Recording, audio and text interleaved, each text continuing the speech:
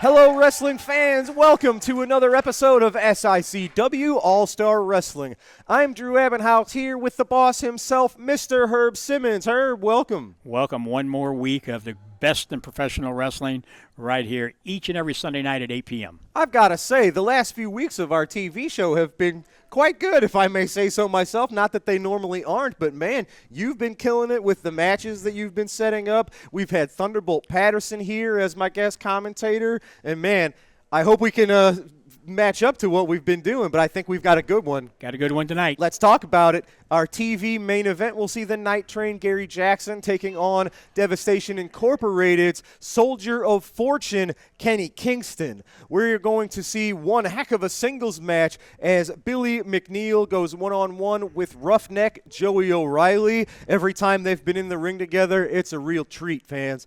Brandon Beretta is here. He is in action to, as he says, show everybody else how it's done. We'll see about that. We'll hear words from the former tag team champion, Volatile Curtis Wilde. Lucky P. Larson has some comments today, and we talked about it last week. It is the debut of Nasty Talk, which is Glenn Williams' new talk segment. Wow. Yeah, wow, indeed. Ladies and gentlemen, let's head to the ring for your first matchup. Ladies and gentlemen, your opening contest set for one fall with a 10-minute time limit. Introducing first, accompanied to the ring by the #1 Ginger Wildfire. He is from the wild side, Volatile Curtis Wilde. His opponent from Effingham, Illinois, at 298 pounds, Richard Shaw.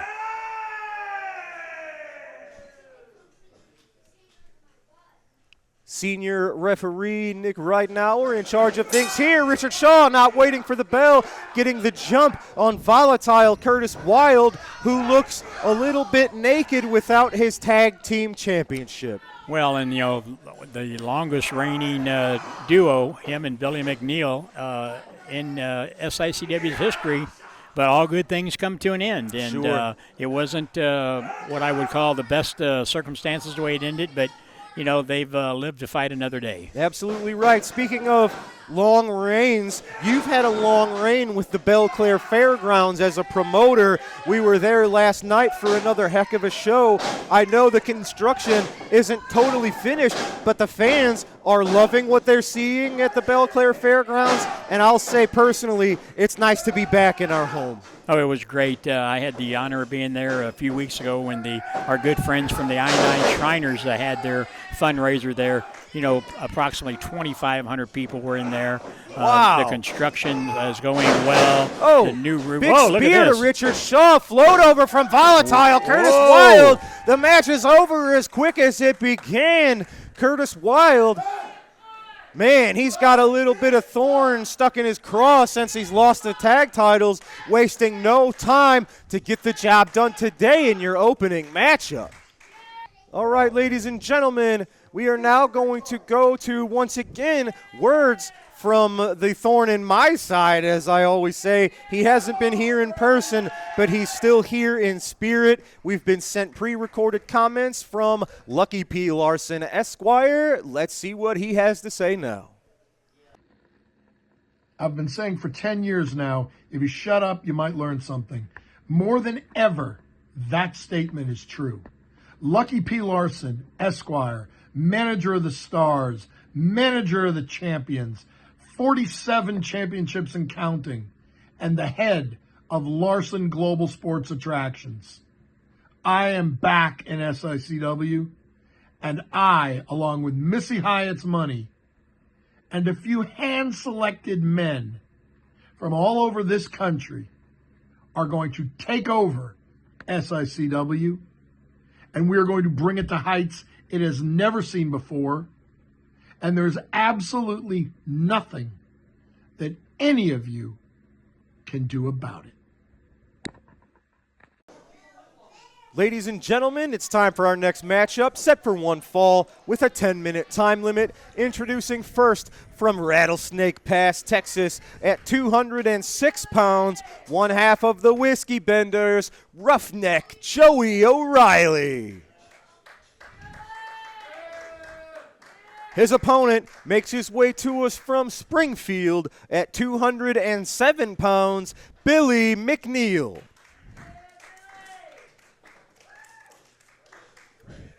Referee, senior referee, that is Nick Ridenauer in charge of this one. And I'll take a second. Let's give Nick a little bit of props. Nick Ridenauer's been doing this for a very long time, trained by your former friend, Lee Warren, trained by Earl and Dave Hebner. Nick Ridenauer's got one heck of a credential list. Oh, yeah, Nick's been around a long time, and he's the guy that you can always count on, and he's the top official there, and doesn't take any guff from those guys in that ring, I'll tell you. Absolutely, and he's a bit of a marathon man himself. Nick Ridenauer has been having to do ref duties on his own the last few weeks. Continued shout-out and prayers to our very own Bill Henson, and we hope his injury doesn't prove to be too serious, and he's able to get back to us sooner rather than later.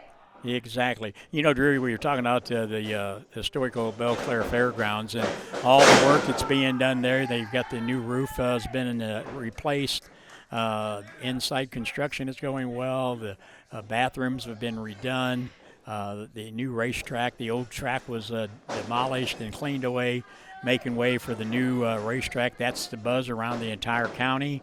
That building has got a lot of historical information there. Billy McNeel running over at Roughneck. They both traded some shoulder tackles there. Each man, similar weights. Billy's a little bit taller. Billy, I believe, has a few more years of experience over Roughneck O'Reilly, but Joey O'Reilly is a very experienced wrestler in his own right. He used to be, Billy up and over, arm drag onto Roughneck. Joey O'Reilly used to be a little more similar to Billy than he is now. O'Reilly used to be more of a high flyer like Billy is. He's put on a lot of muscles and a little bit more upper body weight in recent years, has Roughneck O'Reilly. The last time, he thought he had him. You heard O'Reilly say, "I got you." You're not going to trick Billy McNeel. Nice arm drag, and he cinches onto that arm, keeps O'Reilly right where he has him. We saw these two take each other on at our former current home in Collinsville. It was a heck of a match. Fans have been talking about that matchup for months. So this is going to be really a fantastic match, and it'll be interesting to see now. I mentioned how Curtis looked naked without the tag titles. So does Billy McNeel. They both have to reorganize themselves. They have to figure out what their goals are now. Are Curtis and Billy going to go back after the tag belts? Are they going to part ways for the time being and maybe make a run for singles competition? That remains to be seen. Oh, man. You could hear that chop all over East Carondelet. Now, he telegraphed that one. Billy nailing him with a chop of his own. What we're seeing, these two men going toe-to-toe, almost matching each other in maneuvers. Oh, man, O'Reilly nailing a rock-bottom type maneuver onto McNeel, going for the cover. Billy gets the inside shoulder out at 2. Well, you're not going to keep Billy McNeel down. He keeps on ticking, I can tell you. Now look at Joey now using those suspenders to choke Billy McNeel. You know, he would say if you're going to wear them, you might as well use them against your opponent. And you heard Joey say that to the referee. He wore them out here. It's his fault. O'Reilly whips McNeel into the ropes. Nails him again. Follows up with not quite a splash, but just clobbers McNeel. Well, and both of these guys can mix it up when they have to. You can see that they don't mind throwing that closed fist every now and then, and referee gives them a lot of latitude there. This is a new attitude of Joey O'Reilly. This is what we've seen ever since he's joined us here in SICW. He is a roughneck. He's called that for what you just saw, that very reason. He had Billy over the ropes, and he was just gouging at the face of McNeel. And now Joey O'Reilly seems to have things firmly in his control. Well, I thought he was trying to maneuver him for a pinfall, but instead it looks like he's just trying to dish out more punishment, which he is successfully doing. McNeel prone, half outside the ring. big leg drop onto the apron. That's going to crush the chest of McNeel, sending the air right out of him. Oh, he sure did, and Billy rolling around in pain. Now he rolls in for the cover count of 1, 2, but no, Yeah. Billy. Oh, man, bit of a lackadaisical cover from O'Reilly. That's not going to get the pinfall on someone as resilient as Billy McNeel. Well, and that's what I said. You can't ever count Billy McNeel out. Just about the time you think he's done, he reaches down inside and gets that adrenaline going, and he's right back into the game. You have to wonder what's on Billy's mind. He really was comfortable in his role as the tag team champion with Curtis Wilde. Is he going to want to? Oh, man, look at that beautiful drop kick from O'Reilly. Standing drop kick. Billy McNeel, you have to imagine he's seeing birdies flying over his head. Is that, oh, no. Billy's one tough son of a gun. Look at Roughneck. He's a nasty fighter, but he's also smart. He knew enough to break that chokehold at the 3 count to not get disqualified. Oh, wow. Look at that. Really acrobatic style. Handstand, backflip, moonsault onto Billy. That's the kind of ingenuity and I will say eccentric sort of offense that we're used to seeing from Billy. Billy's seeing, in a way, a mirror image of himself here when it comes to creative offensive maneuvers. Well, and to think, Drew, this is not even the main event for today, and this match could be a main event anywhere. I'm telling you, these guys have been going nonstop. Now later on today, we are going to see our champion in action. Brandon Beretta will be showing off his skills in the very ring. And our main event, of course, the Night Train Gary Jackson continues his war against Devastation Incorporated, specifically the Soldier of Fortune, Kenny Kingston. Gary's been on the front line of that war against Stephen E. and his guys. Roughneck O'Reilly going for the cover. You have to wonder, is Billy's game thrown off by his recent loss of those tag team titles? Is this the same Billy McNeel, or is he kind of mentally lost? Does he know what his goals are, what his future is here in SICW? His immediate future, anyway, is staring at the lights. Both of these men were thinking the same thing, hitting each other with a double clothesline. Referee Nick Ridenauer making the count. He's up to 4. Which man is going to make it to his feet first? Whoever can stand first will have the advantage moving forward. Well, it was Roughneck all briefly getting to his feet before Billy. Both of these men, they look exhausted. They've been going at a very fast pace since the opening bell. Look at that.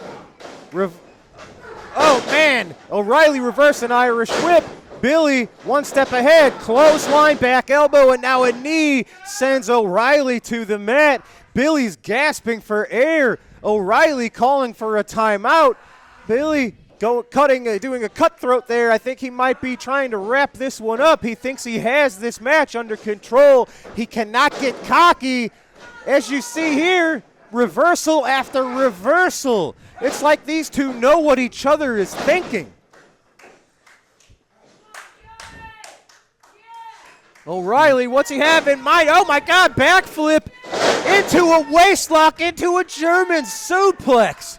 Joey O'Reilly as offensively creative as McNeel. Oh, man, that would have finished off almost anybody. But Billy McNeel, they say he's got bones made out of rubber.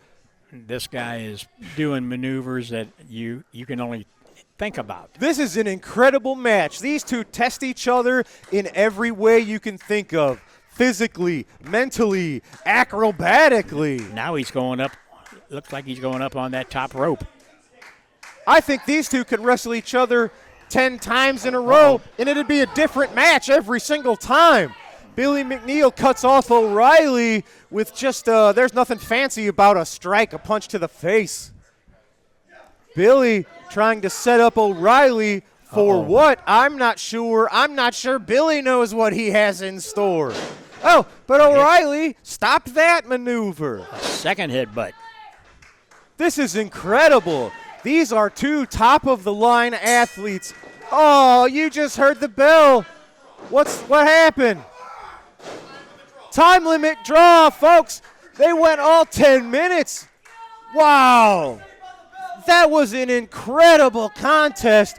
Both men fighting back and forth, matching each other. Maneuver for maneuver.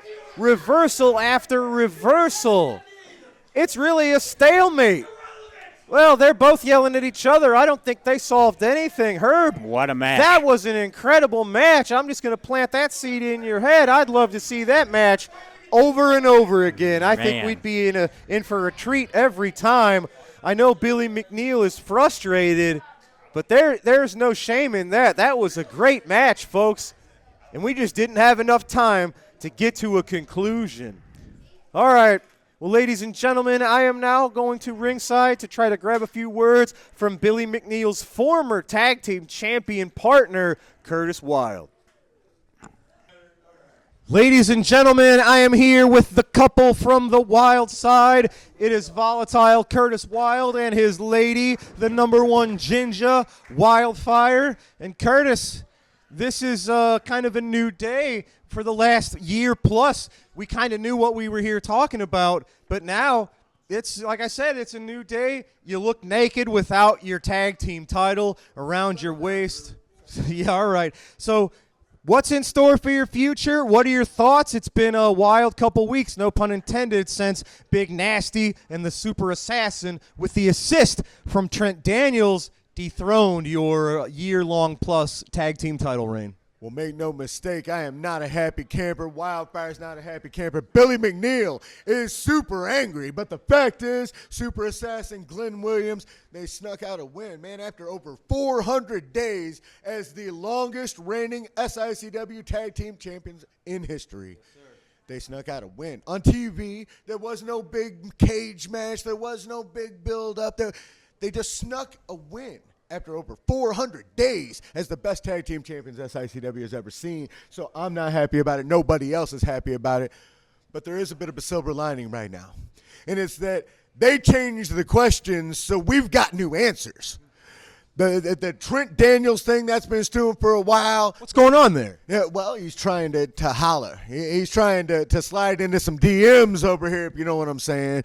And he can try all he wants to. I hear he's going to try to holler on Snapchat. I hear he's going to try to slide into her DMs. But the fact is, he doesn't have time because he's too busy on Grindr. So, and if he does try to slide in, he's got a Curtis Wilde to deal with, and everybody knows exactly how volatile Curtis Wilde can be. So, Trent Daniels, you better mind your P's, you better mind your Q's, because if you step into her DMs, you're going to get KO'd.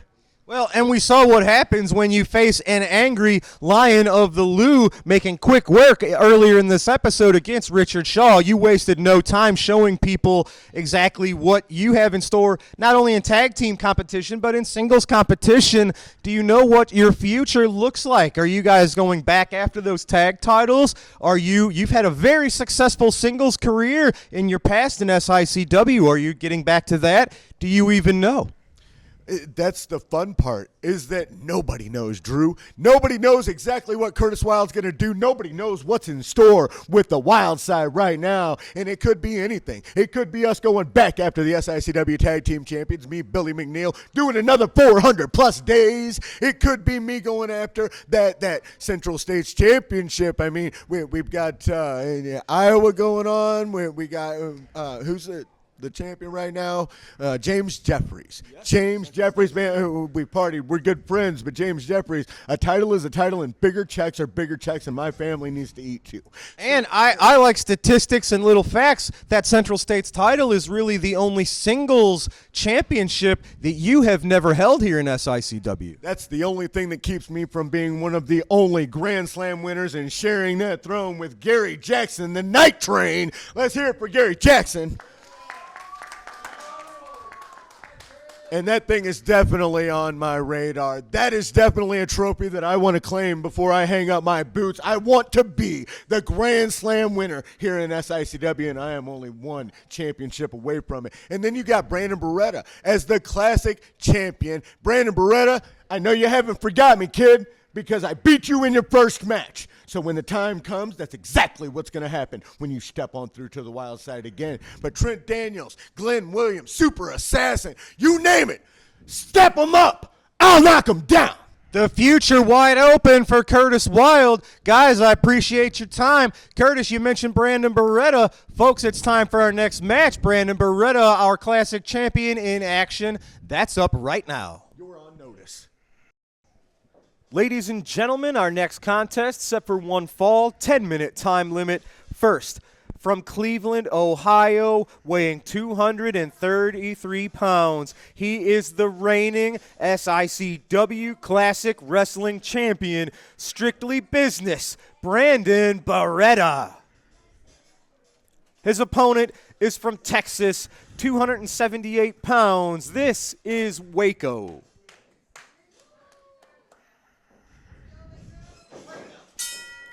Referee Nick Ridenauer calls for the bell. This is a bit of a test. I don't want to completely write Waco off. We know he is a very dangerous competitor, but this Brandon Beretta, as much as I hate to admit it, he is at the top of his game. Herb, Brandon has not just improved in the past, he continues to improve each and every week. Every time we see him, Brandon is not just a little better in the ring, he's a little more confident, if not cocky, in his own skills. Oh, without a doubt, as we said, he just keeps getting better and better, whether you like him or not. He is, for some reason, felt that the best thing to do is to be on the dark side here. And he makes no bones about saying that. Ooh, big European uppercut. Absolutely, Dory Funk Jr. style right there. But the thing is, I don't know that Brandon thinks he's on the dark side. I think he thinks he's still on the side of good, and it's all of us that are, turned on him. Well, but as we know, we saw how he reclaimed that title. He took a little bit of an unfair advantage against Bobby D, and he capitalized on that. He won the title by hitting that headlock driver that he calls the one percenter, taking after his mentor, EC3. That's how he won that title. So, not only is Brandon really improved his skills in the ring, he's not afraid to take a little bit of an unfair advantage as well. No, he'll take those shortcuts because a win is a win to him. He don't care how he gets it. He used to. And, yeah, but, they get out there on the road and they learn all these other tricks. Whoa, look at that. Oh, wow, look at that. A snap suplex from Brandon Beretta. Waco kicking out of there. I thought that was going to do it right there. That takes a lot of strength and quickness to pull off a snap power slam like that. The only person I can think of that can pull something like that off is Randy Orton, the son of the man who trained Brandon Beretta. Uh-oh. Simmons, you're looking at the top guy in your territory now. You understand that? You understand that? Well, he shouldn't get too overconfident in his abilities. Look at that. Oh, the 3%, pardon. Look at that. He nailed that headlock driver. It's how he won the championship, and it's how he's won this matchup here today. He put away a very dangerous man in Waco. He is confident like nobody's business. No, he ain't that tough. Man. Waco's been here since the beginning of SICW. Waco's been here with you for 15-plus years. But Brandon Beretta making quick work of the dangerous man from Waco, Texas. All right, folks. Brandon showing exactly why he is our classic wrestling champion. We've got to take a quick break. We will be right back with this week's Promoter's Corner. It's Nasty Talk, the hottest new talk show on TV today, with your hosts. Ladies and gentlemen, make some noise for Big Nasty! All right, ladies and gentlemen, welcome to the first ever episode of Nasty Talk. I'm your host, Big Nasty Glenn Williams. And when we're talking about a debut show, the guests that you have to have, they gotta have some star power. They gotta be a champion. It's gotta be somebody that can move the needle with the ratings. It's gotta be somebody entertaining. So, who do you guys think it is, huh? Give me a drum roll, please. Ladies and gentlemen, the first guest on Nasty Talk is me! Of course it's me! I'm so good, I'm gonna interview myself and be the best at both. So here we go, ladies and gentlemen, when we get back right after these messages, I interview myself. Do you want to train like a champion? Well, do I have good news for you? Used, bucked up products. That's what I use. My name's Big Nasty Glenn Williams, and I am a champion at SICW. I've won just about every title there is to hold there, and a lot of it is because of the way I train. I train hard, and I get in the gym, and I move heavyweight around. And I'm fueled by the pre-workouts by Bucked Up. Bucked Up's products are phenomenal. If you go to their website right now, you can use my promo code WINNER123 and get 20% off of your order right now. Now, Big Nasty, I want to thank you for joining me today. Thank you for being on the show. Hey man, thank you for having me. I'm really happy to be here. God, you're handsome. Let's go down the list. You are a former Rookie of the Year, a former Central States champion, a former Ionide Shriners champion. You were the SICW 2024 Wrestler of the Year, and now newly crowned Tag Team Champion. My God, you are like butter. You're on a roll. Yeah, I mean, wow, when you go down the list like that, it's really staggering just how damn good I am. I mean, I'm humble and everything, but yeah, I am having the run of a lifetime right now. Tell me a little bit more about this mentorship program that you have going.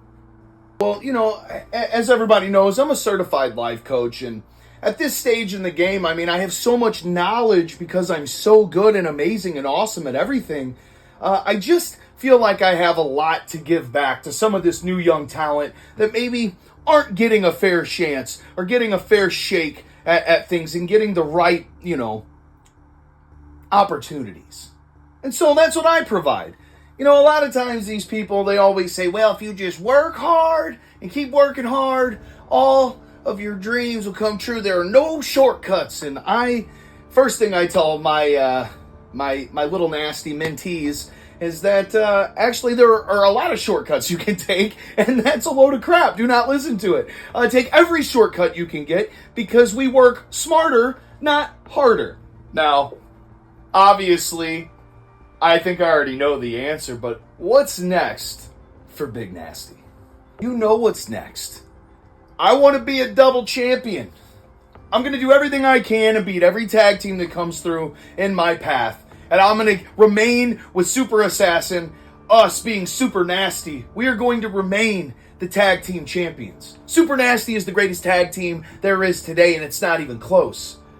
But I'm still head hunting James Jeffries. It doesn't sit right with me that this guy got the Central States Championship and then has been ducking me and hiding me, and he's nowhere to be found.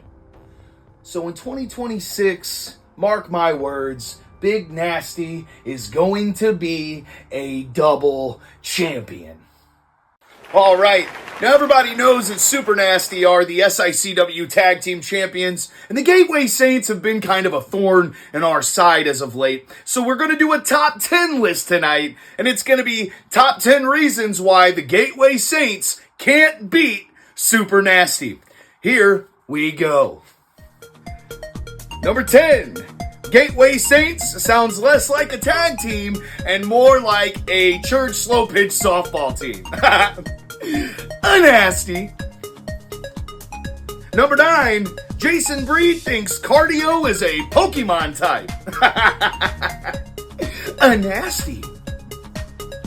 Number 8, their teamwork is so bad, their high fives have a 3-second delay. A nasty. Number 7, every time the Saints cut a promo, Siri autocorrects it to embarrassing because it sucks. A nasty burn. Number 6, Super Assassin hits harder than Sean Vincent's mirror hits back when he tries to convince himself that he's slim sexy. A nasty.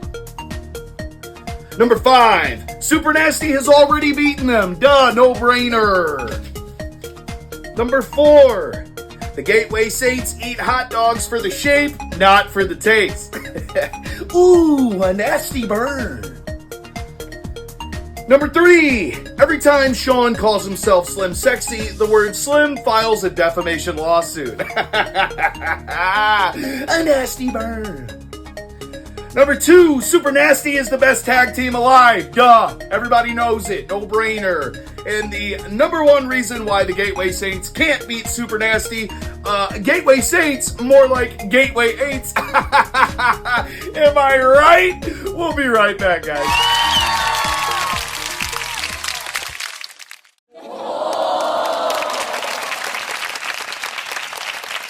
Well, that's all the time we got for tonight. Ladies and gentlemen, I know you were entertained because you were watching me. Ladies and gentlemen, I'm Big Nasty, and don't forget, everywhere I go, I'm the star of the show. We'll see you next time. Gentlemen, the second main event from Miami, Florida, weighing 230 pounds, Jim Russell.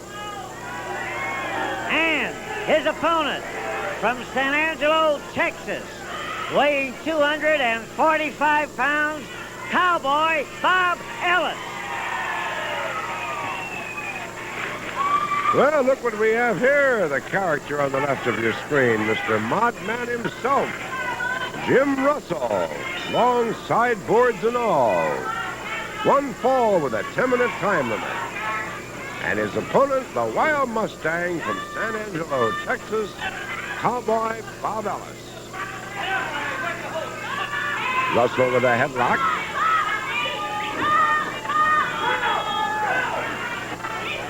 Wrestling in those long red, well, what else would you call them? The drawers.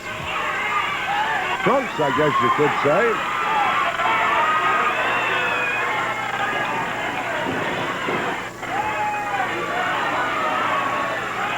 Russell wants referee Joe Schoenberger to inspect the top of his head. He did and found nothing.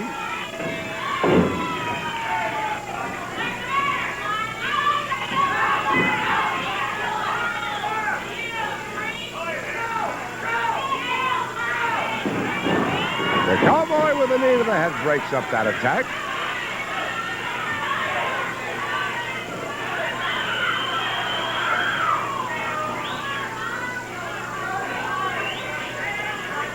Now Russell tries a wrist lock.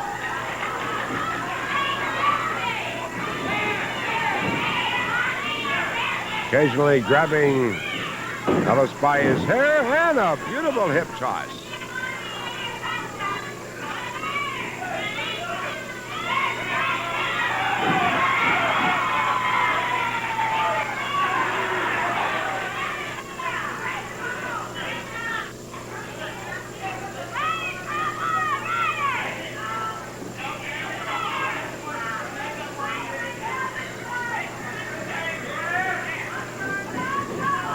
Cowboy over the ropes. Nice shoulder block, and Russell is floored. Runs into an arm drag and a toss. No, no, says the Cowboy. I did not pull those flowery locks. I'm wrestling this flowered child fair and square. But maybe not so with Russell. He may live to regret that one, and he already does. Outside he goes.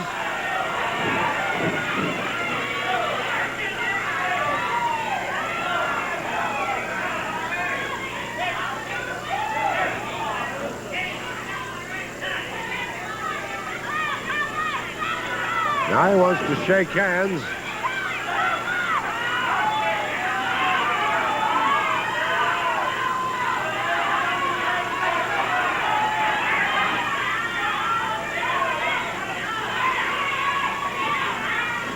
Comes up with a headlock. Grabs him by the hair. Look at him take a peek. It's exactly where that referee is as he starts to choke the cowboy.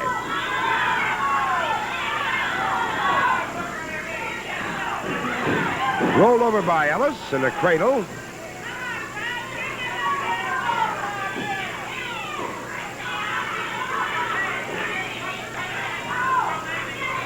That horseshoe very prominently displayed on the backside of Ellis. Proprietor of the Flying Mare Ranch. Comes up with a full Nelson.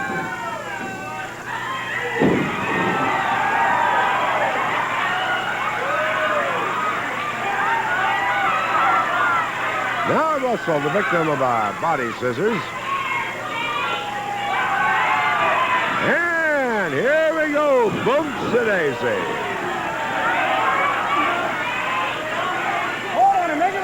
Anybody got a fan? Things are getting a little hot inside that ring.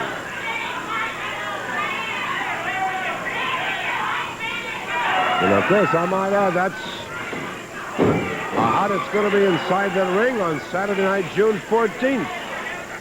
The last program of the current season at air-conditioned Kiel Auditorium.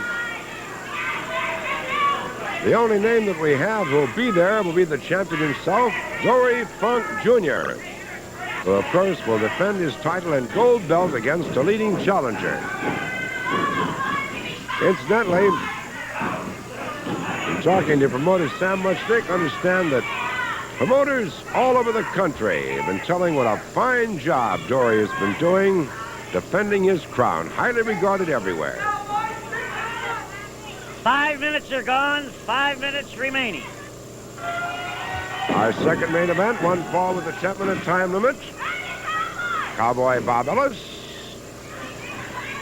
now in command with an arm stretch, and Jim Russell.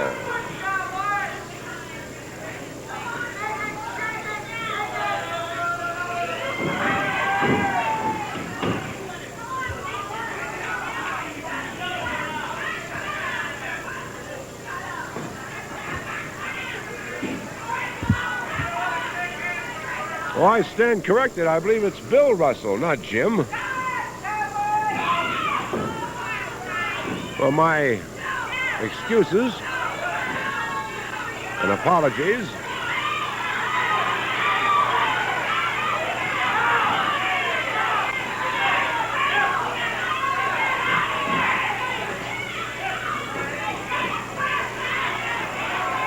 He might have hidden something in his trunks.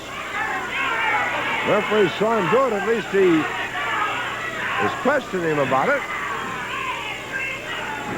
Now gets behind him with that nerve clamp.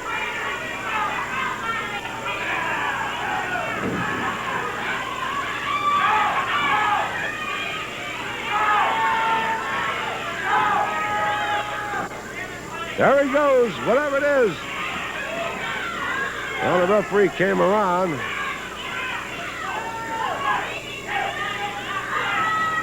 Forced to break it up. Now gets in front. And the cowboy with a mighty smash. And a left to the pit of the stomach. And the Mustang. Up again. Oh! Did his head hit that steel turn post? Here's the bulldogging headlock. A try for a pin. The count of 1, 2. And he could have pinned him, but one more time.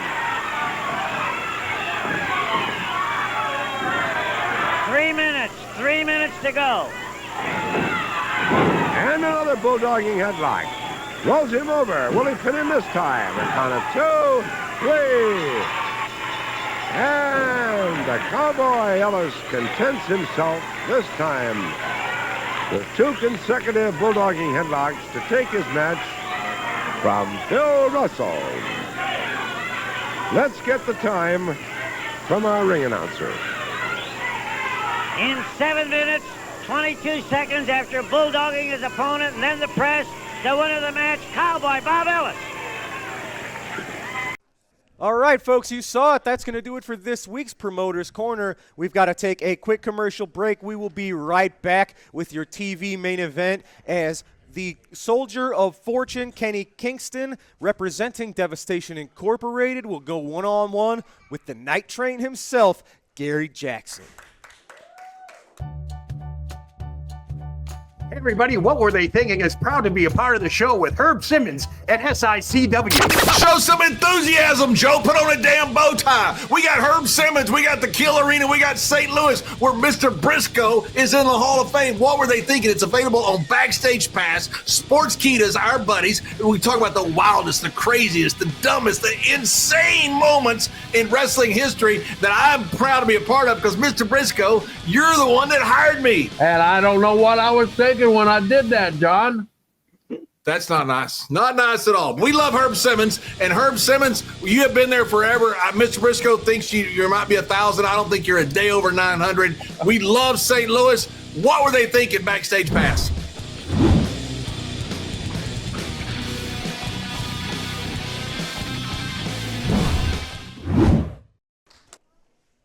Ladies and gentlemen, we are back, and it is time for your TV main event set for one fall with TV time remaining.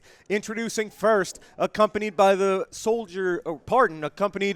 Merchant of Violence himself, Stephen E., representing Devastation Incorporated. He makes his way to us from an undisclosed location, weighing 380 pounds, the Soldier of Fortune, Kenny Kingston.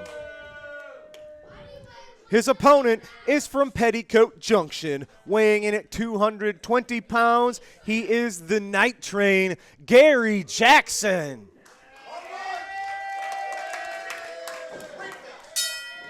The bell has sounded. Senior referee Nick Reidenauer has the duty of officiating this contest between two bad men. You can really see the size advantage here. Gary Jackson, 220.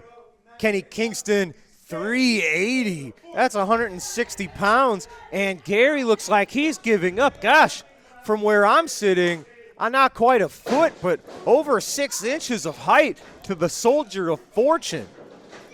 Gary Jackson has been on the front lines. Look at that, doing a little bit of shuffling, showing his speed and his footwork there, and that's exactly what he's going to have to rely on to stay one step ahead of this beast in Kingston. Well, there's no doubt that when you talk about the big men, they all come to SICW. Just take a look at the ones that are here.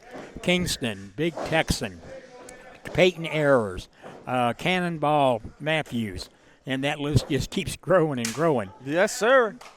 Even the middle area of our big guys, like Attila Khan, he's not the biggest man compared to the larger men in our roster, but he's still 280, almost 300 pounds himself.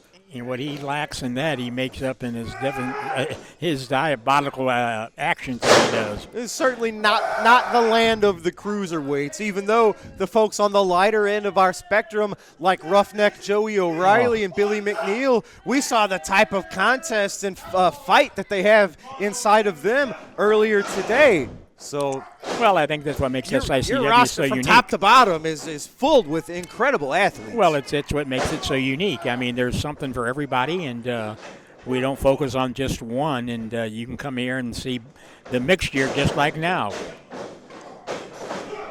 Big back elbow from Kingston sends the Night Train to the mat. You know, the Night Train, Gary Jackson, has been on the front lines. Oh, no, big splash. We saw him defeat the Big Texan with that in Belleville recently.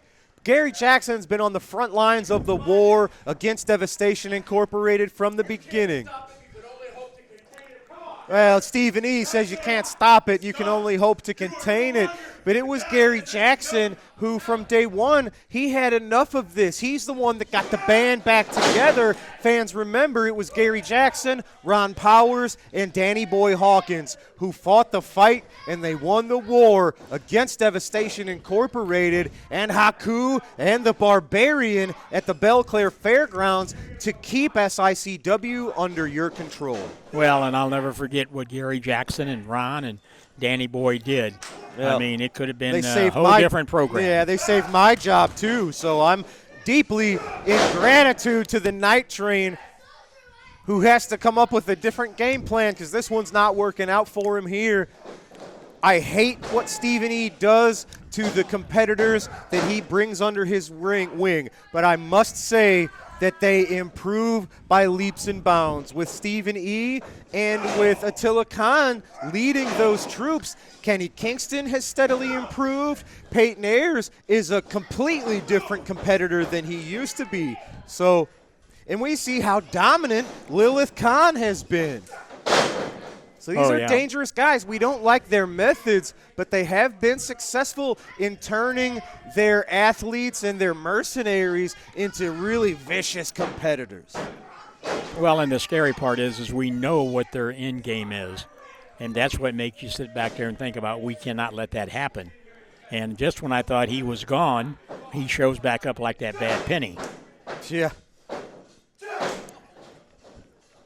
You know, it took a lot to get Ron Powers and Danny Boy Hawkins to come out of their respective retirements. If this war continues again, I don't know that we'll be able to rely on our former warriors in Powers and Hawkins.